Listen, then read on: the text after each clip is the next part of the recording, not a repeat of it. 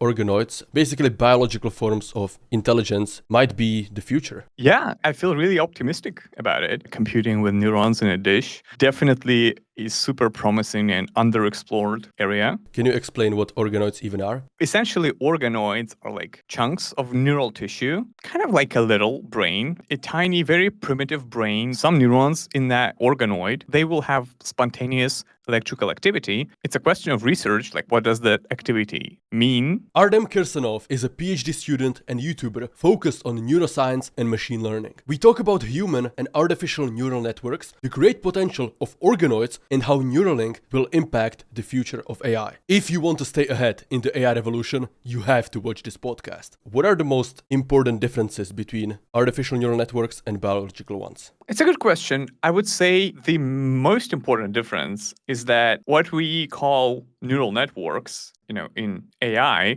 they're not really directly related to biological neural networks. Biological neurons are much more complex than what we refer to as neurons in AI. Biological neurons have way more complex computations that they can carry out. Yeah, I've heard so many times people comparing biological neurons in the human brain to like parameters in AI models, right? It's more like the biological neuron is almost an entire neural network itself, right? Yeah, exactly. It's a really beautiful paper. I think I even talk about it on one of my videos, where the authors basically try to kind of relate the computational power that is packed inside a single biological neuron to approximate it with a neural network.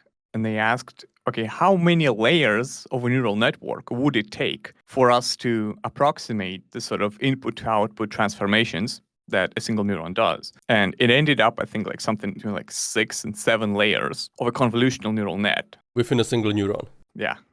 So yeah, then when people are comparing it, it's not even close. Like, what are some other insights, I guess, that you have uniquely, because, you study neuroscience, that typical like AI ML people don't have? Insights from neuroscience, I have to think about it for a second, but since we're talking about differences, I would say another very crucial difference is incredible computational efficiency and sort of the energy consumption that is basically like incomparable. Right? I mean, if we talk about the modern, state-of-the-art language models, right? They like training one of these systems. You almost need a nuclear reactor. Yeah, exactly. It's like, you can power a small city, but the brain functions, like comparable to a light bulb, right? Do you have any insights there? Like, what could be the fundamental difference that makes the brain so much more efficient? These days, I tend to think of, this kind of computational efficiency is basically because the kind of the hardware, or in the case of the brain, that would be like wetware, that kind of supports the nature of computations more efficiently. Imagine you want to calculate, some molecular dynamics of like a protein. It would take, on a like cluster, maybe like a few days. But if you think about, if you just take a single protein molecule, right, it folds instantaneously. We don't think about this in a way, like in this kind of way, but it's almost like the universe is doing that computation for us. If you're serious about AI, then make sure to join the New Society. Inside, you will learn how to build AI agents and how to make money with AI. So click the link below and join today. That computation is like kind of naturally carried out by thermodynamics. Coming back to the brain, I feel like neurons are, a system whose computation is supported just by physical laws. Okay, so in that case, maybe like something like organoids, I don't know much about this, but recently it became more and more popular. Basically, biological forms of intelligence might be the future. What do you think about this? Yeah. I feel really optimistic about it. I'm like trying to like find a way, maybe, it's got like kind of in the back of my head, but I feel like it would be really great to kind of collaborate with people who like do this kind of stuff with like biological computation, like computing with neurons in a dish. Yeah, I feel like it's definitely a super promising and underexplored area. There's definitely a lot of potential there. Okay, so for those who don't know what we're talking about, can you explain what organoids even are? Because I think you can explain it much better than I.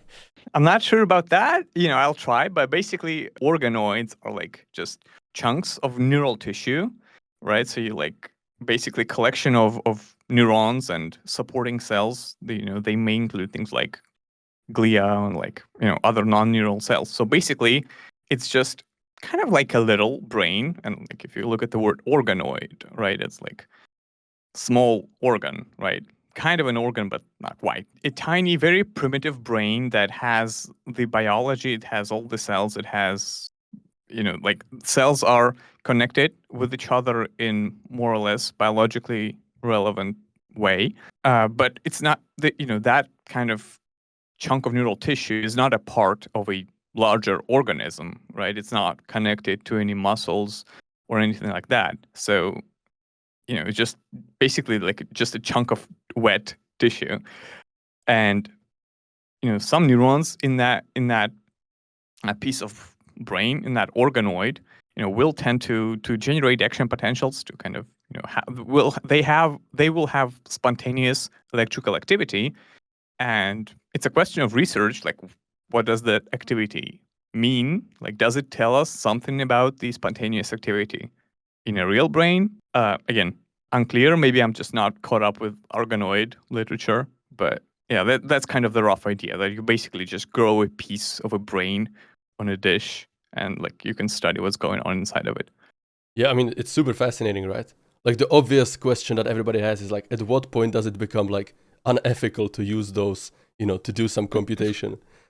It's like, Yeah. if they're more powerful than the human brain, obviously right now they're nowhere near, but like over time, if they become close, like, let's say to like a 5-year-old child, are we just having a bunch of organoids in a lab running, doing some math for us? Yeah, but like how would you tell, I don't whether know. it actually like, whether it like has some sort of like emergent properties, like like I don't want to get into the whole consciousness thing, but Yeah. like I mean, on the yeah. on the topic of emergent properties, obviously that's a thing in AI, right? Where with scale, some abilities occur that are hard to predict. Do you think it's fair to say that biology has the same thing? And if so, do you have like any intuitions what could happen if we increased the amount of neurons in the human brain? Oh yeah, for sure. I'd say, even though single biological neurons are definitely more complex than, ANN neurons, but, just it's like a single neuron is basically like a single cell. So it can do some non-trivial computation, but it's hard to, well, I mean, we could argue that it is a very complex system of its own, if you just consider all this cell biology, like it has to, so take care of its DNA and synthesize proteins and like sort of keep its metabolic homeostasis, that kind of way.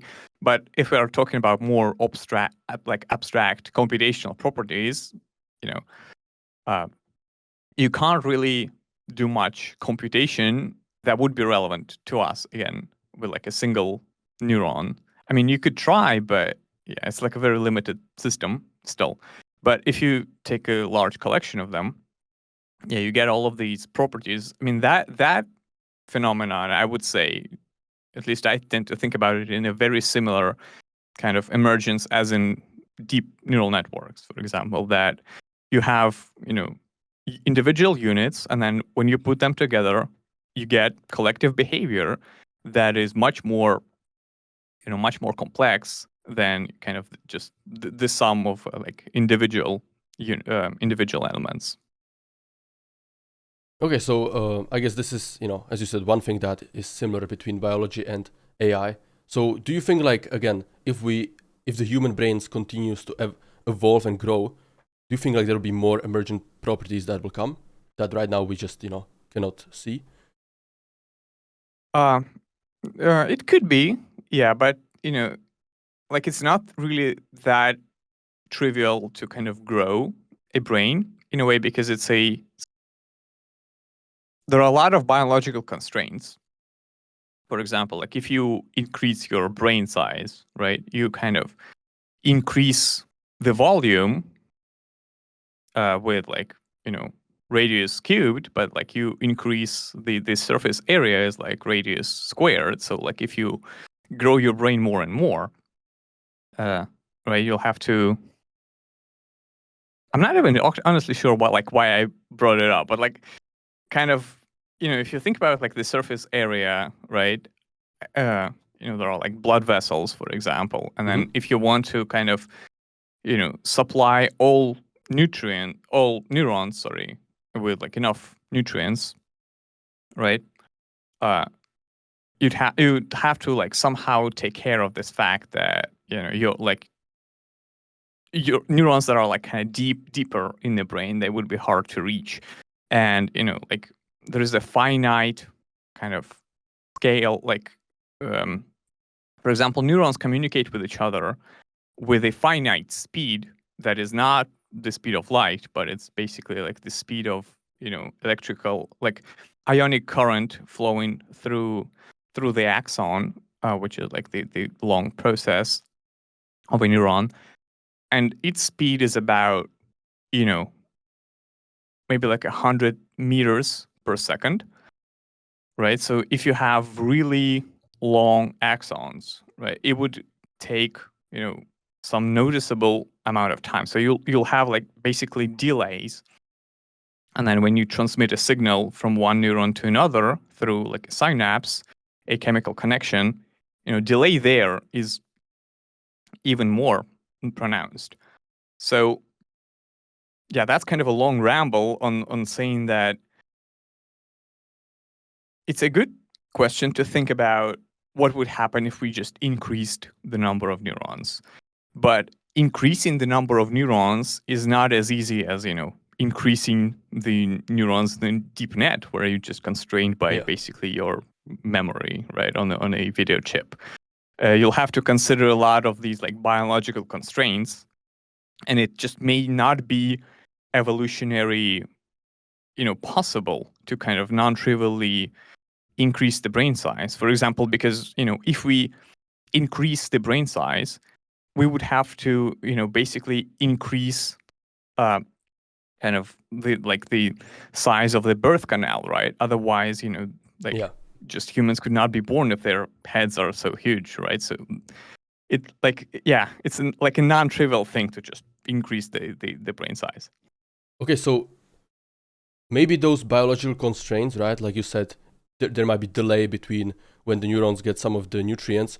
Is that the reason why animals with bigger brains like elephants, whales, dolphins are less intelligent than humans? Because the very like first instinct is that bigger brain would equal smarter, right? But obviously, since there are many animals with bigger brains than humans that are not smarter, it's not just about the size. So what is like the if you could give like the one, two, or three main things that prevent them from being as smart as humans? Oh yeah, that's really important. It's an unknown question. Like why, like elephants for sure have like bigger brains and like have more neurons, but somehow at least we tend to think of them as like less intelligent, right? And like why is it? Is it because neurons are different in a way, like sort of just single cells are differ in some fundamental ways? Now that's still unknown. There are obviously a lot of similarities, way more similarities than there are differences.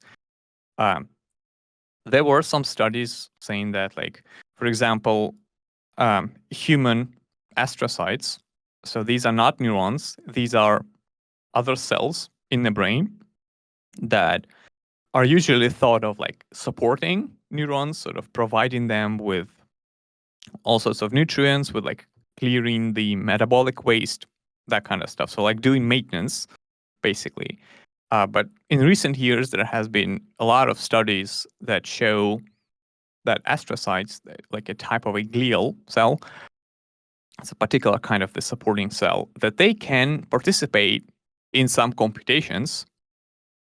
And we just didn't see it before because their kind of signaling is different from neurons. So if neurons communicate with like basically bursts of electrical activity that we could easily measure by an electrode, astrocytes communicate with each other and do some computation within the cell using calcium, which is basically invisible and you can't really measure it, well, until very recently, where people started to introduce like fluorescent sensors that kind of glow depending on how much calcium there is. And if you put it under a microscope, right, you can see like the cells lighting up. With that kind of technology, we were able to see that astrocytes have some very interesting calcium signaling that seems to be important for computations, like properties of these kind of calcium signaling and like selectivity often resembles activity of neurons. Still unclear whether it's just kind of a side effect, because neurons fire, astrocytes kind of respond in response to that, right? Or whether this kind of signaling is actively driving some of its own computation. These astrocytes, right? It has been shown that in human brain, or maybe like even just in primate brains. It's been a long time since I read it. But yeah, so the morphology of the astrocytes is really different. It's way more complex than compared to other species. So even though neurons are the same, those cells that may or may not be doing any kind of computation, they are just way more they're shaped in like more intricate patterns that like they have much more branching. And yeah, I mean that's just kind of it's still unclear whether it actually has some kind of role, but at least that's like a notable difference that especially if you consider human astrocytes, right? That's really prominent. So again, we get to the point of like comparing, brains to brains or like brain to AI is not fair because there are so many differences that are not obvious on the surface, right? Like even within biology itself, like, human elephant or human dolphin is like a different thing. Exactly. And another reason like why it's hard to compare and why it's not fair to compare is like when we are talking about this kind of comparison, and especially even like brains and AI, we're kind of implicitly imply, right, that we are comparing it through the lens of computation, right? We want to sort of understand like what kind of computational properties, how they differ, how they're like explained by different biology. But the thing is, like, this is at its core like a biological system, and like advanced computation and the whole like nervous system, right? It evolved way after like kind of this basic biology of cells, right? For like throughout most of history of life on Earth, right, we had no intelligence, no brains, right? But there was still there were still a bunch of cells that were like evolving. So the point I'm trying to make is a lot of functions and like a lot of processes that occur in cells, including neurons, the main goal of them is to kind of support just the primary biology of the cell, things like DNA replication, DNA repair, and protein synthesis, metabolism, that has nothing to do with kind of computation we're interested in, right? And it's hard to kind of disentangle, what is computation versus what is, something like just like biological baggage in a way that has to like to do with like supporting the cell, but has nothing to do with meaningful compute. Yeah, so it might be like, some of it is just, some of the intelligence might be just in the DNA itself. And if that's like, if I had to make a comparison to AI, it might be just some of the parameters are already fine-tuned, and then we only make like small level of compute on top of that, and we're comparing the small level of compute to the entire AI from ground zero. Oh yeah, it's another very interesting idea, like if we compare how much computer energy it takes to train, for example, Yeah. models from scratch, right? I mean, one thing is definitely just the energy inefficiencies of hardware, that's for sure. But then, you could make an argument that when, like, the brain, for example, right, when it learns throughout the lifetime of an individual, right, that's not the same as training the system completely from Yeah, definitely random not. initialization, right? Yeah, it's kind of I've pre-initialized, seen like right? some So it kind of, fascinating thing where even children can like recognize patterns resembling a snake in some like very visually rough image, where like the human brain is like programmed to see a snake in something that's like not obvious at all, and the reaction time was much faster than to add other like images.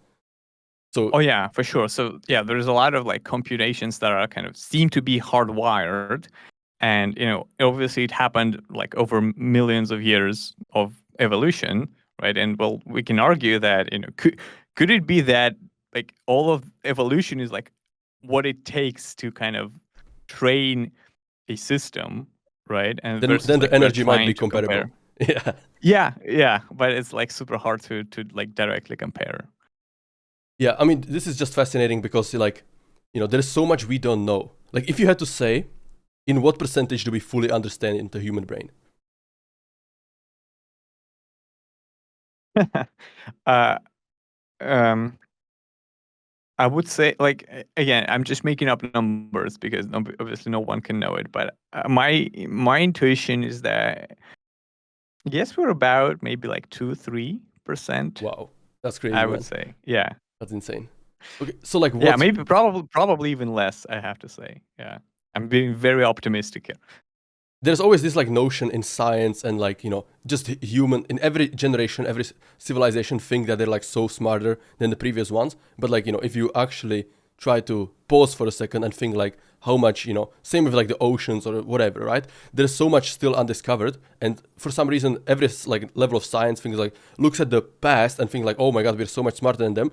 But then like there's so much to still to discover, and I think if we just looked more into the areas that are not really understood, right? Instead of like trying to be like, oh yeah, we already know that, or like 50 years ago this wasn't understood. I think like it would be a lot more exciting to explore and make more discoveries, and even just like encouraging more kids to be researchers and stuff like that. Where there is this like notion, even in like medicine, that like advanced medicine is like so much good, but then still there are so many diseases that we don't know how to cure, right? So like in terms of brain itself, what do you think are like the areas of the brain that need to be studied more? I mean, obviously every area, but like something obvious, something in particular.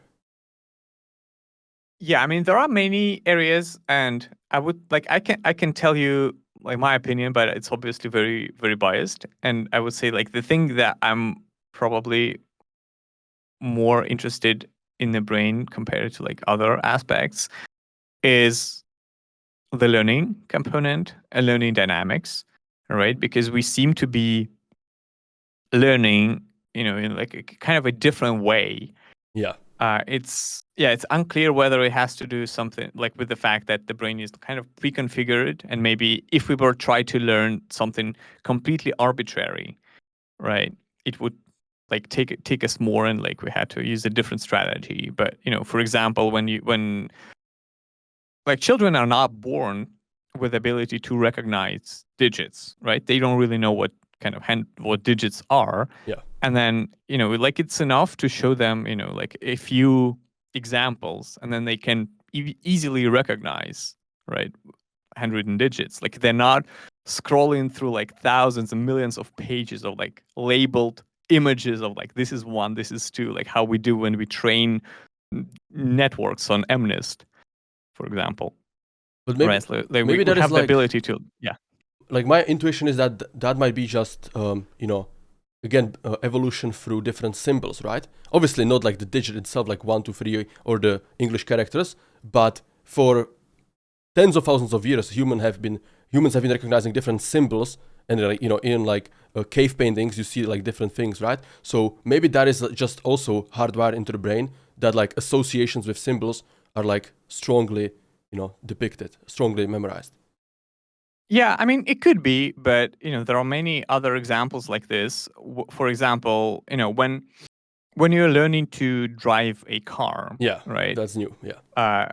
Yeah, it's like kind of it's like not only new, but for example, you kind of understand that if you see a cliff, right, you don't want to drive off the cliff, right? But that Yeah. you don't do it not because you've already tried it, hundreds of times, how you would do it in like reinforcement learning, right? That you would like try and drive off the cliff like 1,000 times, and then the algorithm would be like, okay, that leads to bad reward, like punishment every time, so let's not do it again, right? You have to do like something, like you have to understand that this is a bad idea without ever observing the outcome. In other words, you have to be able to build a world model and kind of run mental simulations using that world model, right? To kind of to like pick appropriate actions. But maybe in this analogy, it's not fair, like saying the word you, it's not fair to just include like us as the, like, separate us from all the DNA. Like in this analogy, it might be more fair to say you, including all the ancestors that have tried it and that, have seen someone fall off a cliff. And then over the millions of years, it's implanted in the DNA that, heights are dangerous and like there should be a fear of heights. Like saying just you might be the same as like one snapshot of like GPT 4.5, whatever, right? Where it's like already pre-fine-tuned a lot. Because for the driving, as you said, we already understand the physics, but that might just be part of the, DNA where we know that big heights equals dangerous. I mean, yeah. So for heights and that kind of example, yeah, for sure, like obviously we did not evolve to like drive cars. So that aspect is new. Yeah, but yeah, we can argue that the physics and the intuitive understanding of physics and what would happen like if I drive off the cliff, right? That's been kind of ingrained into the brain like over thousands of years. Yeah, that's for sure. But I would say the argument is more general. It's like, it's like, what would be a good example that doesn't involve driving off the cliff? I'm trying to think. But like, when you're yeah, I don't know, like when you're working like, with a nuclear reactor, for example, and then you are told that, that if that arrow gets into like this red zone, then yeah, you should not let it do that. Right. And then you can kind of sort of anticipate, right? You can kind of see a few time steps into the future and like evaluate your actions, like evaluate your policy, right? If we were to invoke like reinforcement learning terminology, right? Like what to do in a particular situation, right? That like you don't want this to happen. Yeah. But you were never actually in that situation yourself, and neither were any of your ancestors. So like the apparatus for building a world model and like trying to kind of simulate the outcomes of your actions, yeah, that certainly involves physics. It certainly involves things like causality, right? That was really refined over the millions of years of evolution, that's for sure. But like the direct sort of exact situations and like exact actions that you need to evaluate, right? They could be arbitrarily new, right? They don't have to be in the training set, but you have to be able to kind of generalize to them.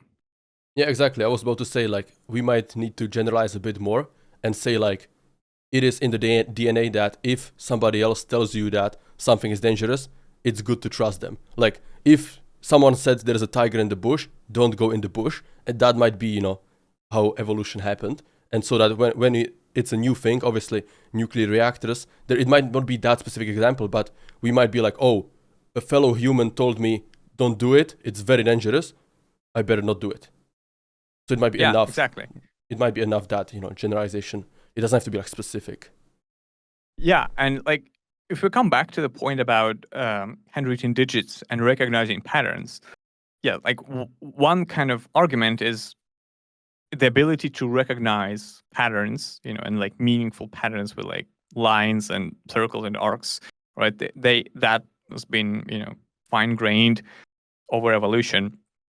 Yeah, but let's suppose we train a deep network, like we take all of the compute that that it requires, and we train the network to be really good on, let's say, like from like to recognize digits from 0 to 8, right? But it has never seen the number 9, right? It can do all 8 like really easily.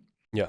Right. And then what you want is you want to show one example of a 9 and like kind of instruct the network. Here is the example of a number 9. Now, can you like please include that in your kind of vocabulary, right? In like sort of what you can do. And if it truly grasped kind of the ability to recognize patterns, right, it should be able to kind of generalize that ability onto the new example, right? But that doesn't happen. If you want the network to be able to operate with a number 9, you have to, like fine tune it on like thousands more examples of it, right? It doesn't just, do it a few shot, like one shot or like a few shot learning. Yeah, I think this is actually one of the biggest issues with LLMs, right? Like there is so much in the data set that we don't know when it's making like reasoning or generalization, or if it's just reciting something in the data set. So like right now people are making benchmarks that are, include uncontaminated parts that can be tested objectively, that, is guaranteed that the AI research labs didn't train on, so that, the model can be properly tested. And yeah, I think this is perhaps one of the biggest differences in like practical application of humans and LLMs, where LLMs really are just predicting the next token, and when something is not including in the data set, they start to struggle really, really bad. Yeah, I'm wondering how the hell you can do that. Like, how can you guarantee that whatever benchmark you come up with, that it wasn't in the training set? Because the problem is like the training set is just basically the entire internet, and like you cannot like. Well, you keep it on a private drive. Right? You need to invent new questions and not put them online. Yeah, but like, how can you guarantee that what you invent like wasn't invented before? Like, what if somebody posted it on Reddit like 10 years ago that you don't know about, that like is surprisingly similar to the benchmark that you come up with? Well, and you so can that test would the be LLM. kind of in a training set. Like if the LLM is failing on that, and it's a very simple like logical puzzle that even like 10-year-olds can do, then you probably have something new. Yeah. I mean, yeah, that's like examples of where LLMs fail, right? If you like invent a completely new puzzle, or even better, if you take a puzzle that is very well known, so the And LLM is very good at it, and change it up. Right, the LLM will just continue to recite the old answer, ignoring your kind of rephrasing. Yeah, so I think those are probably going to be the most important data, like benchmarks, right? Because everything else is just like so much included in the internet as like trillions of tokens, tens of trillions, that we as you said, like we cannot know what is in some random Reddit thread that nobody has seen, but that has been obviously scraped by the companies. Okay. Yeah. Yeah, go ahead. No, I was just saying that, it's definitely like, I guess for people who are, maybe it's just that I've become skeptical of, language models. Like even maybe 6 months ago, I like thought maybe there is some like truly interesting like like non-trivial amount of intelligence there, maybe like some non-trivial world models, especially when OpenAI dropped Sora. I kind of thought that way, like, yeah, but these days the more time I spend with them, it's like, I tend to think of them these days very fancy autocomplete, right? It's like we kind of compress the entire internet, and basically like put a fancy like way to kind of search that compressed space really fast and like interpolate between examples. But that's basically it. I mean, so yeah. 6 months ago we were 6 months from AGI, right? Like you remember all those videos, right? AGI is 6 months away, 7 months away, and now that obviously it's not. At least to my knowledge, there is no AGI. The like kind of understanding has sobered up, and people are like starting to actually look at the technical, next token prediction. That's essentially it. So like if we look at the current architecture, do you think that it has the potential to scale and reach like human capability or maybe even beyond? Or do you think that we need to change it up completely? Or not completely, but at least like there needs to be some big change on the architecture level to break through to the next levels of intelligence? I definitely think that we need to change not only just the architecture, but I think that with just kind of that kind of training and training it only on text, right? Even if you include we don't know the training paradigm. Like predicting the next token in a huge database will probably not get you very far. Like you have to have some sort of I'm a big advocate of like the importance of action, right? So like the model has to be able to kind of act. Yeah, that's what babies do. On its environment, and like observe the outcomes, and you can think that reinforcement learning may probably be like closer to what the brain does, but then again, reinforcement learning is like your rewards are like very sparse, so like you can't really learn efficiently, and again, like you need tens of like thousands of trials, like while humans learn to do different, like it's probably not pure reinforcement learning, right? So like we basically don't even know what the paradigm should be. I mean, and to be clear, I'm not dismissing LLMs. I'm saying it's a good tool, if you want to like rewrite your emails, right? I mean, it's just like a convenient tool as, autocomplete. Yeah, but I don't think we should view them as like kind of the like sparks of AGI. The famous AGI has been achieved internally. Yeah. Right. Yeah. So I mean, it's a good piece of technology, but I wouldn't say that it's I certainly wouldn't be afraid of it, of like it taking over the world or like any of that more than I mean, that stuff. usually comes from people who don't look at the technical part at all. So, I think those narratives are going away, hopefully. But I want to touch on the learning part, right? Because like you mentioned, that's what interests you. And I think that's also one of the biggest differences between, LLMs, as you said, only accept text tokens. And if you look at a baby, I mean, it's just like hard to comprehend the amount of different inputs it takes, like visual, audio, language. As you said, like just testing, like dropping a ball, falling on its face. Like people actually don't understand how productive babies are being, right? Because like they're running literally thousands of tests every single day and like learning so much. But obviously we only see it as like in an adult. We take it for granted for all that testing and learning that happened in those first like 5-10 years, right? So okay, I guess my question is like, what could we learn from that to improve the AI in terms of changing how the AI learns today versus more like human-like?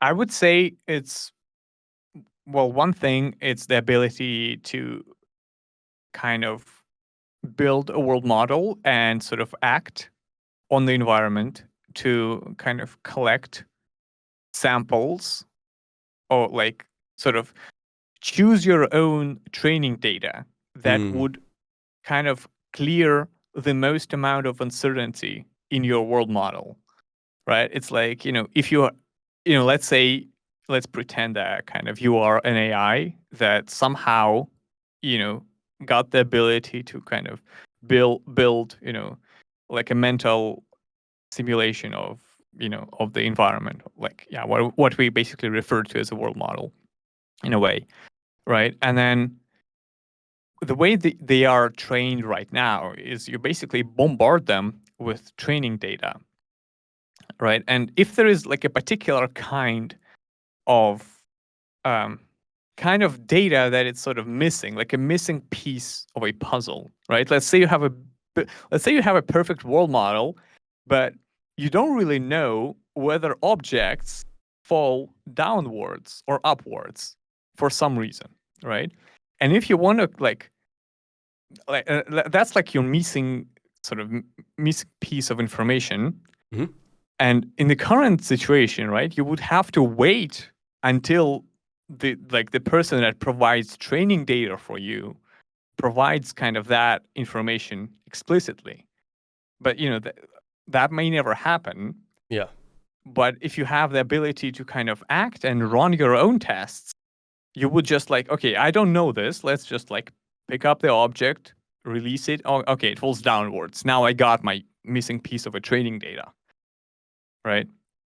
So it's like kind of, yeah, if you have an unfinished world model and then you want to kind of clarify something about it to like make it more optimal, right? Yeah, you have to be able to act and select like your own observations. And yeah, that's one thing. Another thing I'd say it's basically predictive component. And this is actually what I think LLMs have done right, or like the people who like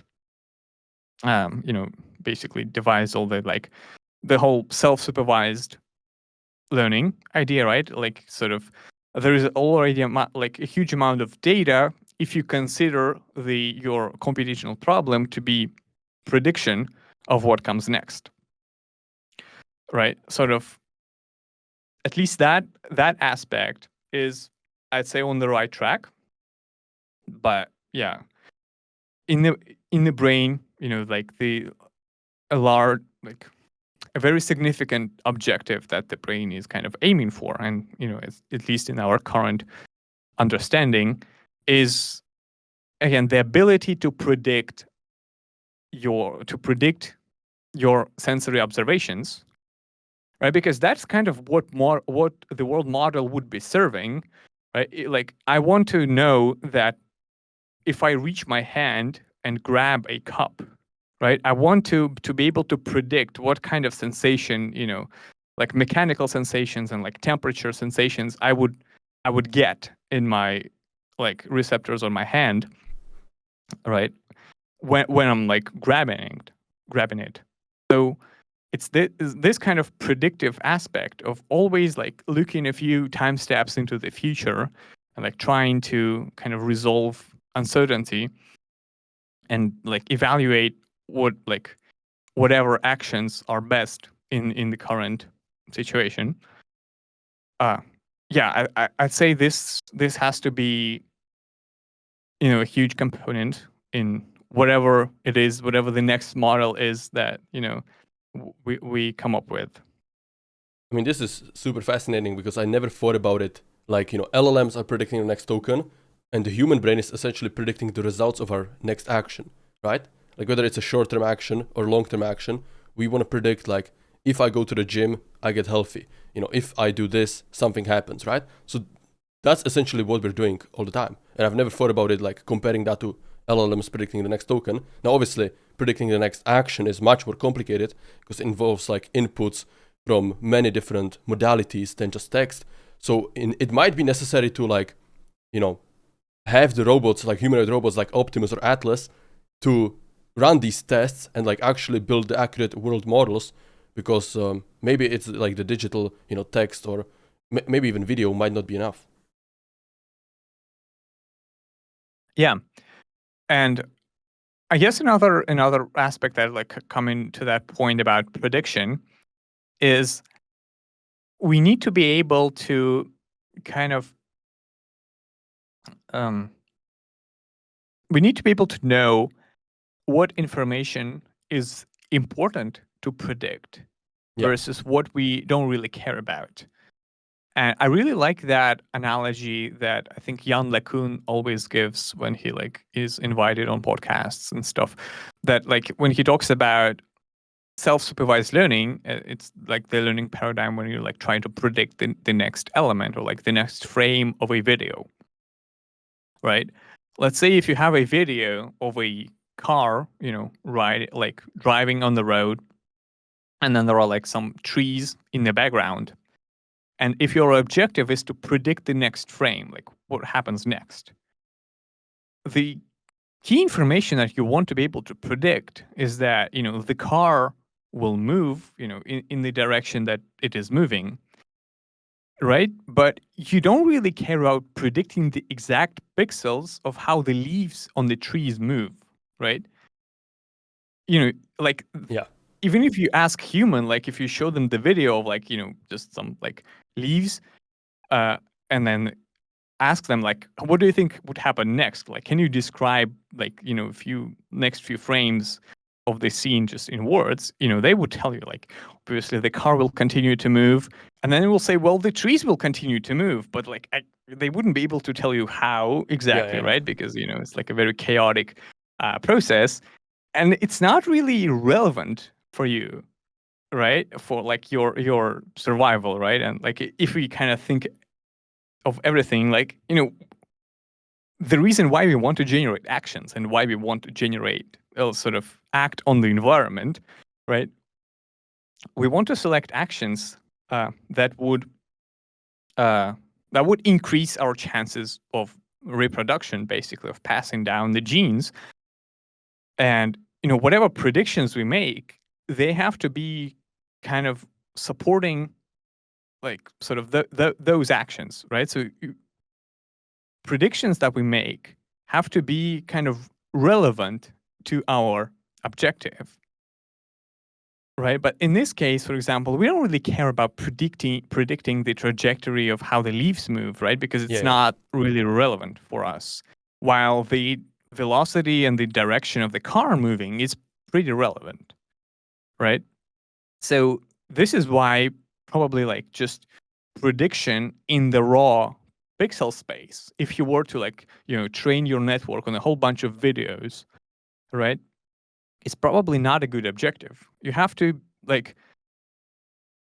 be able to equip it with the ability to kind of know what is important to predict versus what can be discarded. And I'd say that's one of the crucial puzzles that we have no idea how to solve. Because then the energy is wasted, Yeah, exactly. And it you would just not be able to do it because, just a lot of compute, a lot of unnecessary effort. Yeah, but how do you solve that problem in a machine learning model, right? Because if you give it the ability to not care about something, it will just not care about anything. It'll discard everything as irrelevant. And how do you give it the ability to sort of make that decision properly in a way that would seem optimal to us? Yeah, that I'd say is one of the biggest problems in this field. I want to pivot a bit and ask you, what are your thoughts on Neuralink? Because I think that's one of the most promising projects on the intersection of neuroscience and AI.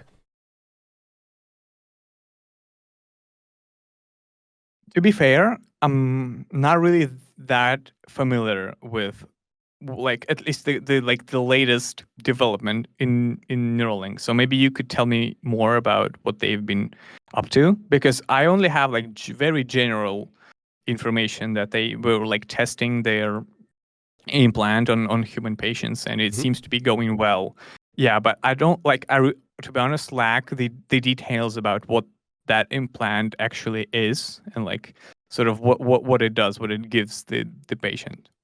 Yeah, so obviously I'm not an expert, but I'll just say what I know, right? So earlier this year, the first human got a Neuralink implant, I think now they recently, like last month, did the second one. But yeah, it is going really well. The implant has like two parts. One that is, they drill out like a circular of a quarter skull, right? So they can put the implant in there, and then it's charged inductively, same way like wireless charging as a phone. Into the neurons, they have like threads. I think in total it's like 1,000 electrodes, but it divided into like 18 small wires. Each one is, I think, like super small, like 2 micron or something like that, right? And they want to put them close to the neurons and then hope there is as little of the protective tissue as possible, which in this case it was successful, because instead of the neurons like forming the protective tissue, which makes it harder to monitor what's happening, they actually, the neurons somehow went closer to the wires and like, almost like, I don't know how to explain it, but basically form like a, small area where the signal was even stronger, right? So right now, as I said, it's only like 1,000 electrodes, so they can move like a cursor with his mind, right? But it's not like he can, do like advanced like telepathy things. But I think, that will be improved, obviously, right? So my assessment is that the progress will be much faster than people realize, because once that gets, once the people, obviously it will start with people who are like paralyzed, lost their eyesight. So that those will be like the first applications. But once it starts being more of a generalized, it's just like improving the speed of information, I think the progress will be much faster than people realize, basically.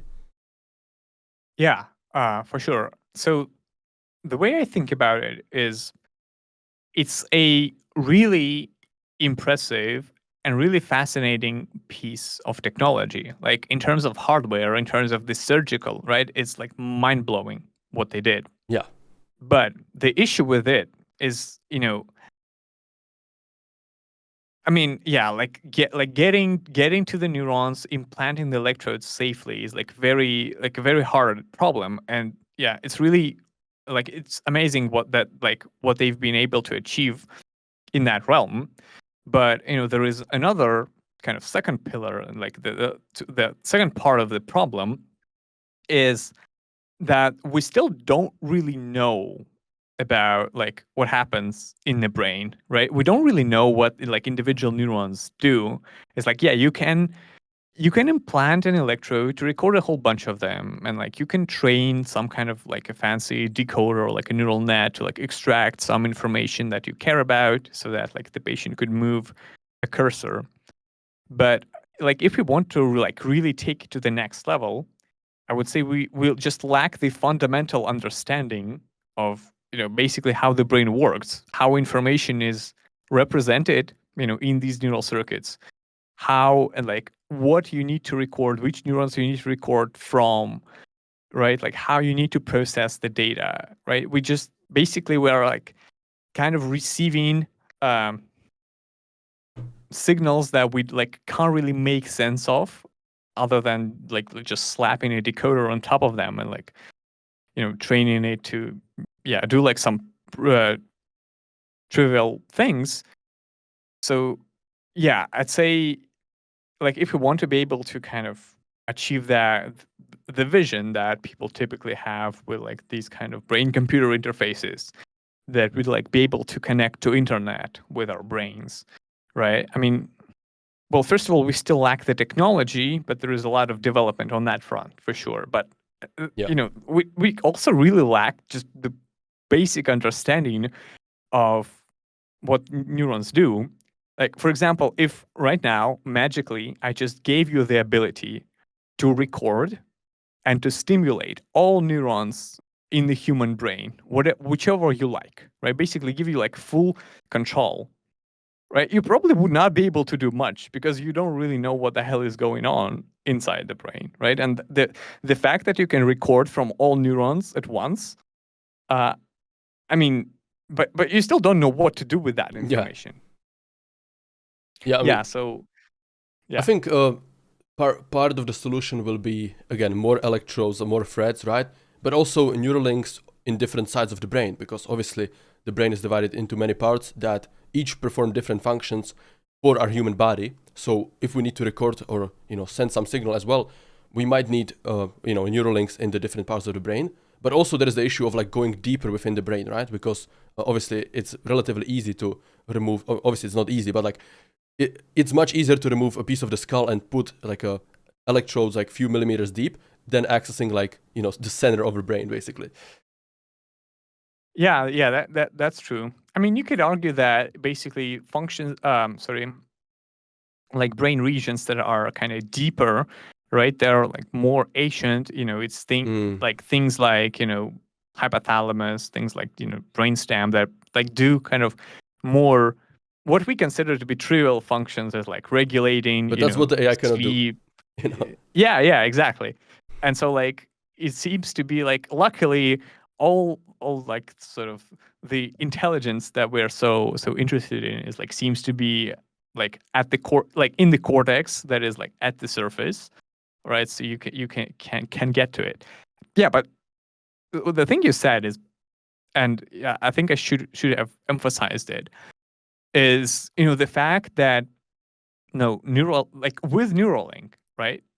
We can now record, you know, basically activity at much higher resolution, right? And that would certainly help with, you know, like with research and with like understanding, with like uncovering that puzzle, right? And if we implant more more electrodes, right, we'd collect data from more neurons, you know, we sort of gradually get better and better at like understanding what's going on. So it's certainly worthwhile effort, like both in terms of developing the technology and in terms of like collecting data, right? But yeah, it's just, you know, people might think that, oh, like if they implanted, you know, electrodes now and then, you know, you can move a cursor, it's like connecting to the internet, you know, maybe like 1 year away, or like it.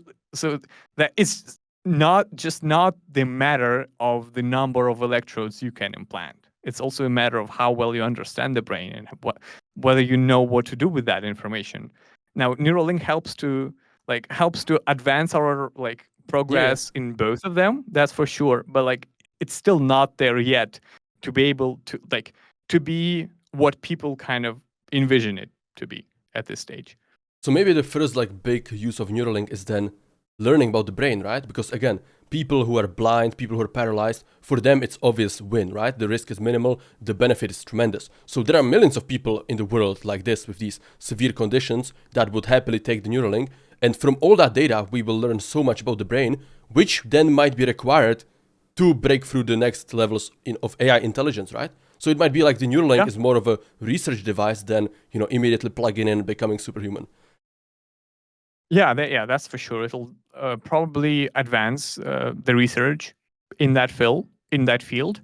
I mean, I don't know again what their policy is. I would assume that, you know, like there is a whole like, I would assume they take privacy like seriously, right? So like, for example, if you implant the electrode inside a human brain, right? You can't just you can't just grab that data, right, off of some open, like sort of open data repository, unless, you know, people kind of agree to kind of participate in the research program, right? And it like has to like, so like it's not that, yeah, all neural links that you implant, that if you're a researcher you can just grab data from all of them, right? You'll have to, you know, still design the experiments, you know, like the patients would have to like sign a whole bunch of forms that they sort of agree that you will access the medical information.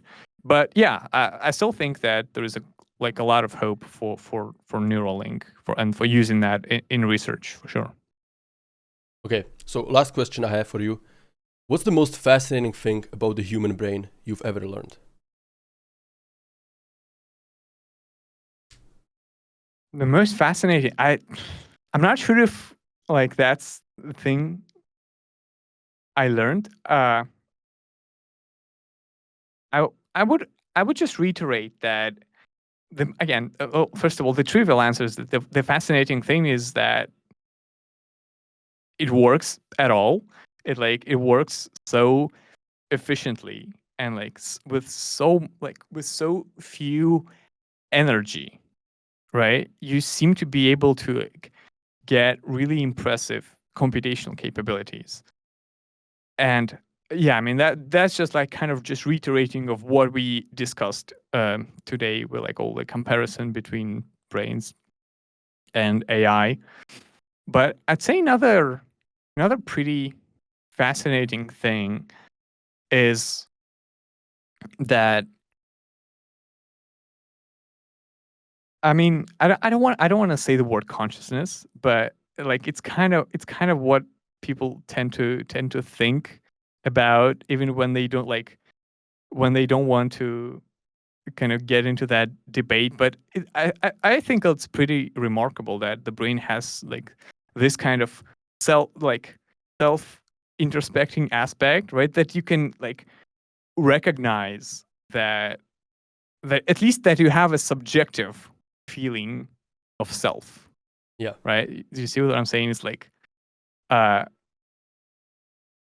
it's kind of the emergent capability, you know.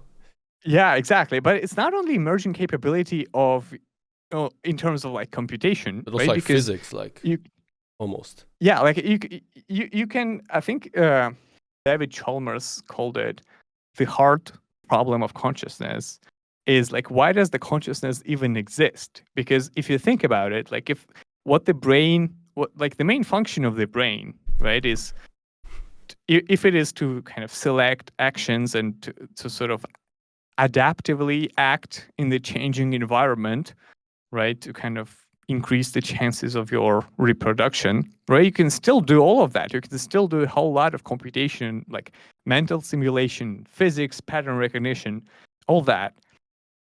But, you could do it without basically any subjective feeling at all, right? Consciousness is not required for that, right?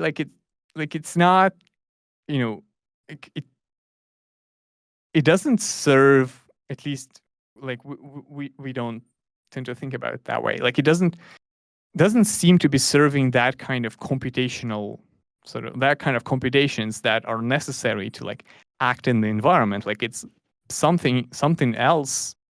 Like why do we develop those like subjective feelings at all? And like why do we able to recognize the self and like do all of that? Yeah, if the brain is like, if the goal of the brain was to like pick appropriate actions, it's unclear why would consciousness ever emerge. I think if we know 2% about the brain, we know like 0.02% about consciousness probably.